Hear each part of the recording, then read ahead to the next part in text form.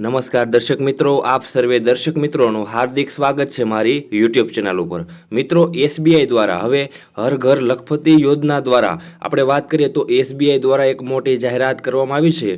હવે તમે મિત્રો 591 રૂપિયા હવે તમારે દર મહિને જમા કરાવવાના રહેશે। તે પછી તમને લાંબા સમય સુધી તમને 1 લાખ રૂપિયા સુધી મળશે।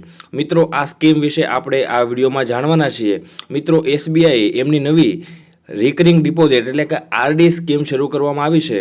દરેક ઘરને લખપતિ નામ આપવામાં આવ્યું છે।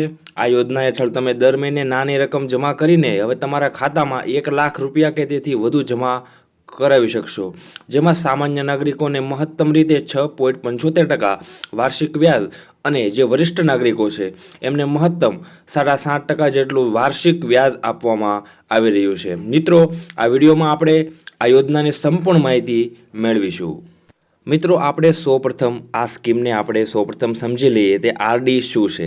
મિત્રો, રિકરિંગ ડિપોઝિટ અથવા આરડી તમને મોટી બચત કરવામાં મદદ કરી શકે છે। જ્યારે મિત્રો તમારો મહિને પગાર આવે છે ત્યારે તે ખાસ કરીને પરિપક્વ થાય છે અને ત્યારે તમે દર મહિને તેમાં એક અમુક નાની રકમ તમે નાખતા રહો છો અને તમારા હાથમાં કોઈ એક સમયે મોટી રકમ હશે। મિત્રો, ખાસ કરીને દરેક વ્યક્તિઓએ ઘરગથ્થુ જે મેળવે છે એમનો લાંબો સમયગાળો સામાન્ય રીતે 3 વર્ષથી 10 વર્ષ સુધીનો હોય છે। એટલે કે તમે 3 વર્ષથી 10 વર્ષ સુધી એક સારી રીતે રોકાણ તમે કરી શકો છો। એ તમને લાંબા ગાળે ખાસ કરીને એક મોટી રકમ છે એ આવશે। મિત્રો, આ યોજનામાં રોકાણ કોણ કોણ કરી શકે છે તે વિશે જાણશું। તો મિત્રો, આપણા દેશમાં ભારતનો કોઈ પણ નાગરિક આ યોજનામાં રોકાણ કરી શકે છે। કોઈ પણ વ્યક્તિઓ અથવા સંયુક્ત ખાતું પણ તેઓ ખોલી શકે છે। જ્યારે માતા પિતા છે મતલબ વાલીઓ છે એમના બાળક એટલે કે 10 વર્ષ સુધીના વધુ ઉંમરના અને સ્પષ્ટ રીતે જે લોકો સહી કરવામાં સક્ષમ હોય તે લોકો આ ખાતું ખોલાવી શકે છે, આ યોજનાનો લાભ મેળવી શકે છે। મિત્રો, આપણે જાણીએ તો આ સ્કીમ પાસેથી મેળવેલા વ્યાજ પર આપણે ટેક્સ લાદવામાં જે કંઈ આવે છે તે વિશે વાત કરીશું। મિત્રો, આ યોજના અંતર્ગત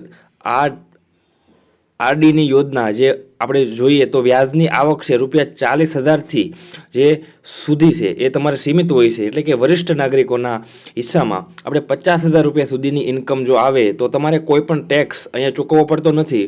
જો માની લો કે ₹50,000 ઉપર જો આમાંથી તમને ઇન્કમ મળે છે તો તમારે 10% ટીડીએસ ફરજિયાત કાપવામાં આવે છે। તે ખાસ કરીને આ ફોર્મ જે તમે ભરો છો તેમાં આ બધી ડિટેલ્સ અહીંયા આપેલી જ હોય છે।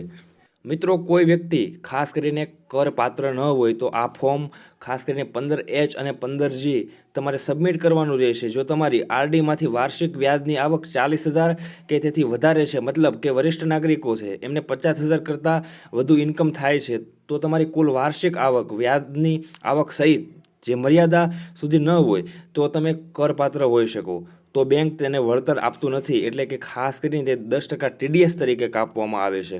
મિત્રો, આ યોજનામાં જે આપણે વાત કરી તે લાંબા ગાળે વરિષ્ઠ નાગરિકો છે એમને વાર્ષિક 8% વ્યાજ ખાસ કરીને મળે છે અને વધારે જો તમારે આ માહિતી જોતી હોય તો તમારે એસબીઆઈ જે તમારું ખાતું છે તો ત્યાં થઈને આ તમે યોજનાનું નામ લઈને તમે વધારે માહિતી તમે મેળવી શકો છો। આશા રાખું છું વિડીયો ગમ્યો હશે।